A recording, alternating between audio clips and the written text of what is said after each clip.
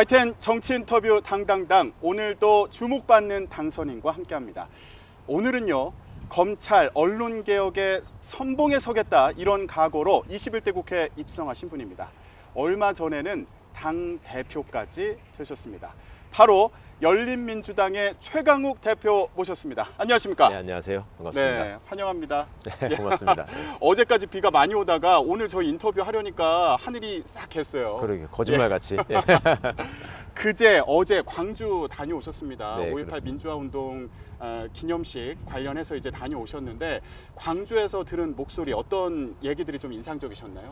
저희는 그 공식 선거운동 첫날을 망월동 묘역을 참배하는 걸로 시작을 했었거든요. 그래서 광주 당원분들을 뵙는 게 더 뜻깊은 일이었고, 또 40주년 5.18을 맞이해서 더더욱 중요하다고 생각을 했습니다. 네. 그리고 저희가 지도부가 정비되고 나서 처음 당원분들을 뵙는 자리였기 때문에, 근데 역시 민주화의 성지 출신의 시민들답게 굉장히 진솔하고 수준 높은 질문들을 던져주셨고, 네. 그다음에 바라는 마음도 굉장히 강렬하셨고, 어, 연령대도 한 60대의 여성분부터 고등학교 2학년 학생까지 그래요? 굉장히 다양하고 정말 그 저희가 꼭 알아야 될 목소리들을 많이 들려주셔서 참 좋은 시간이었습니다.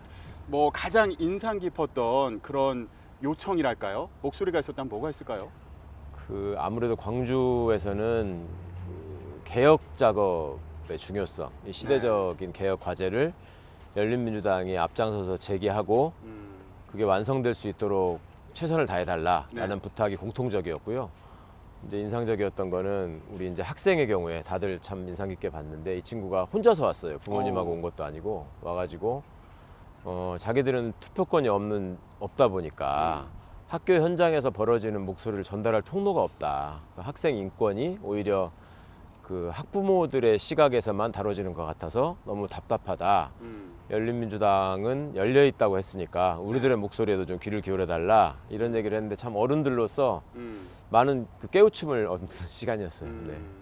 쇄빙선 정당이 되겠다, 등대 정당이 되겠다, 이렇게 말씀하셨는데, 네. 그런 기대감이 표출된 게 아닌가 싶기도 합니다. 당원분들께서 그런 표현을 참 마음에 들어 하시더라고요. 그러니까 등대로서 우리가 지향해야 할 바를 확실한 불빛으로 비춰달라. 네. 그리고 우리가 그 불빛을 환하게 하는데 기여하겠다. 이런 말씀을 많이 해주시고, 그다음에 개혁이라는 게 항상 어느 시대 어느 나라에서나 난관이라는 게 있을 수 있잖아요. 그걸 커다란 함선이 항해를 할 때도 항상 앞에서 쇄빙선이 가듯이 네. 이제 그런 역할을 열린민주당이 잘 할 수 있을 거라고 믿고, 그래서 지지를 한 거다.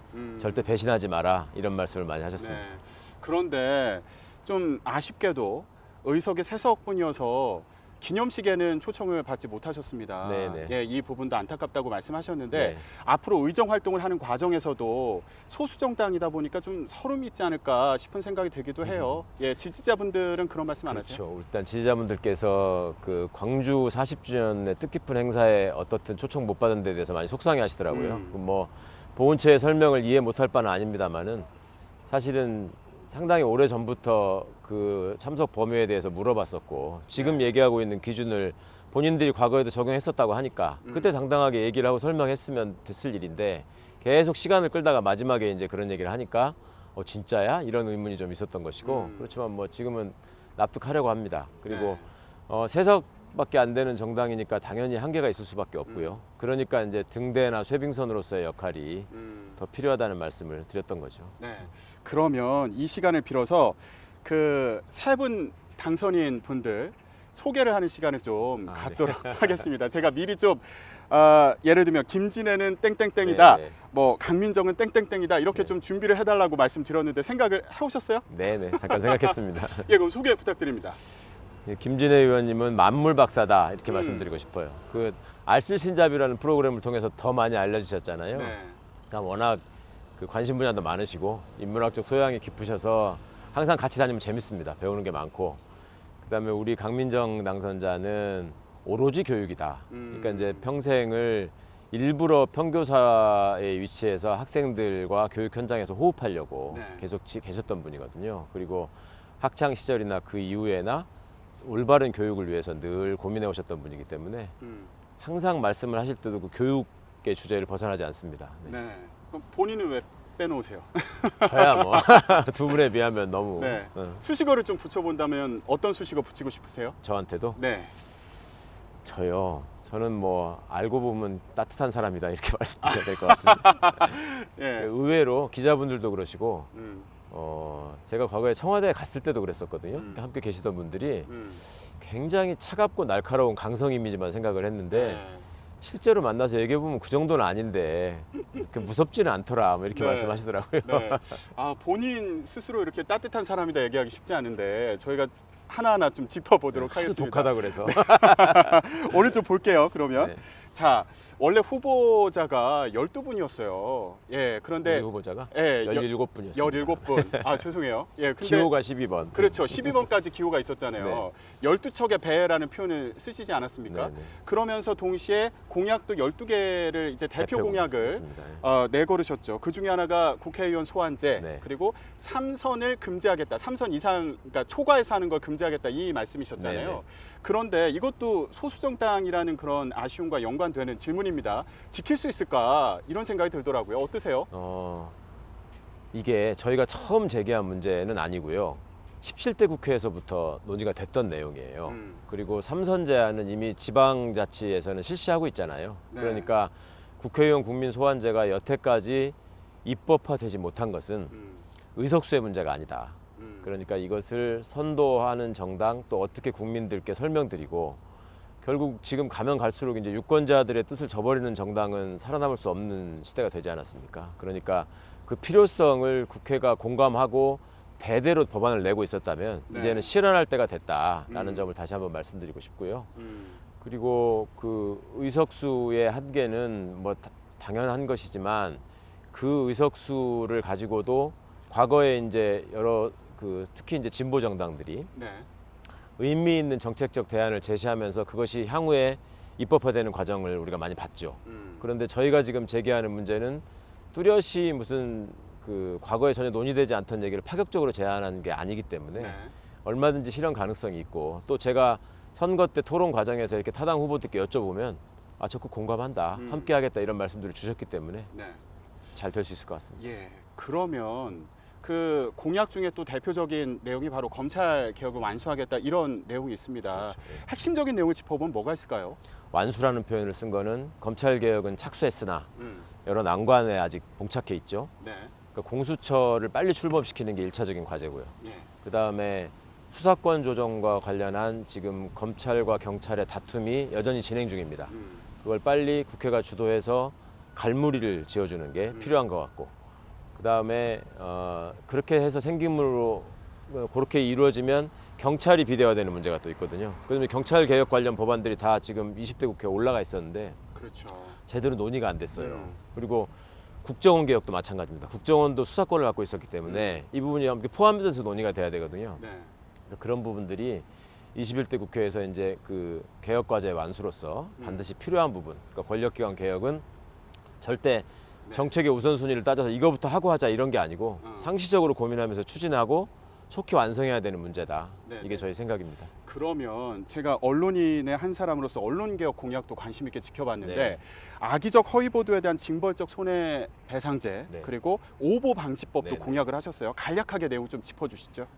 악의적 허위 보도가 중요합니다. 그러니까 악의가 명백히 드러나는 허위 사실을 유포하는 보도. 여기에 네. 대해서는 단순히 현재 수준의 손해배상으로 그쳐서는 안 된다.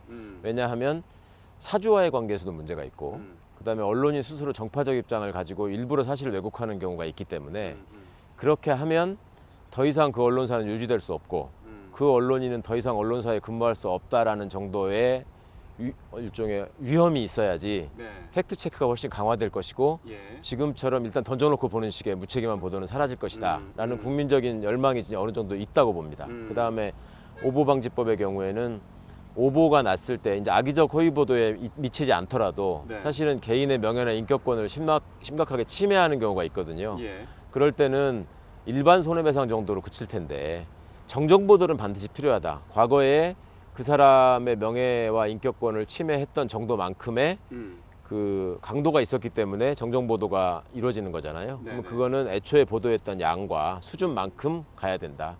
귀퉁이에 조그맣게 있어서는 안 된다. 쉽게 말하면 그런 겁니다. 네. 지금 저희가 한 10분 정도 얘기를 하고 있는 상황인데 계속해서 이제 검찰 개혁과 또 언론 개혁에 대해서 얘기를 하다 보니까 좀 무거운 생각도 들고요. 좀 아까 말씀하신 것처럼 좀 무서운 인상을 받기도 합니다. 예. 그런데 제가 또 의외였던 게 이 SNS를 보니까 노래를 골라서 계속 소개를 하시더라고요. 예. 예. 의외의 감성을 받습니다. 예. 음악을 좋아했습니다. 어릴 때부터 좋아했고 뭐 스포츠도 좋아하고 또 책 읽는 것도 좋아하고 그랬었는데 특히 이제 클래식을 제가 즐긴다는 거에서 놀라워하시는 분들이 많더라고요. 근데 예. 가요도 많이 좋아합니다. 네. 누구 좋아하세요? 전에부터 이제 김민기 선생님 노래 좋아했고요. 그다음에 김광석, 윤도현 뭐 이런 분들, 예. 그다음에 안치환 선배 뭐 이런 분들 노래 좋아했고 어. 또 백창우 선생님이라고 계세요. 그분이 네. 노랫말도 쓰시고 노래도 네. 만드시고 하는데 네. 그분 노래가 참 많이 아. 마음에 닿았었습니다. 그럼 오늘 뭐 한 소절만 좀 해주시면 안 돼요? 아 노래를 한 30초만. 진짜로 시키시네.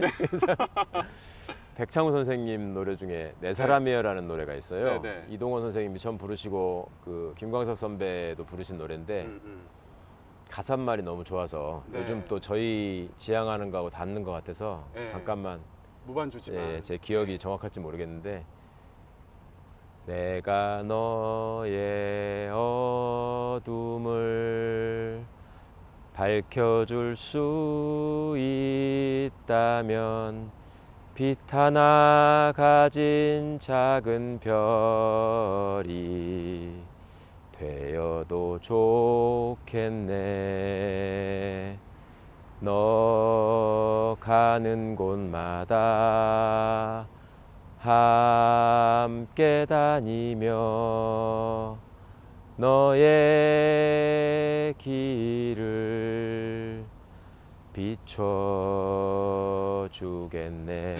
이 정도 하죠? 아우, 예, 감사합니다. 고맙습니다. 예. 국회에서도 그렇게 앞길을 밝혀주는 네. 그런 등대 같은 정당이 예, 예. 되시기를 기대하겠습니다. 예, 감사합니다. 그러면 마지막으로 이 얘기 안 여쭤볼 수가 없어요. 민주당과 합당은 어떻게 되는 건지, 민주당이 효자 정당이 되겠다 이렇게 말씀하셨거든요. 어떻게 전망해 보면 될까요?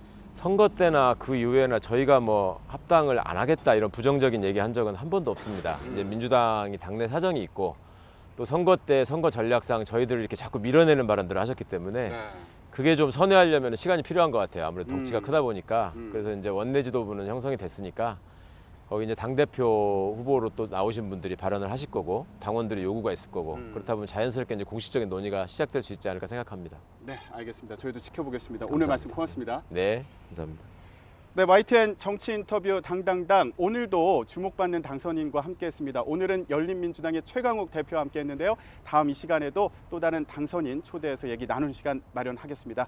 함께해 주신 여러분 고맙습니다.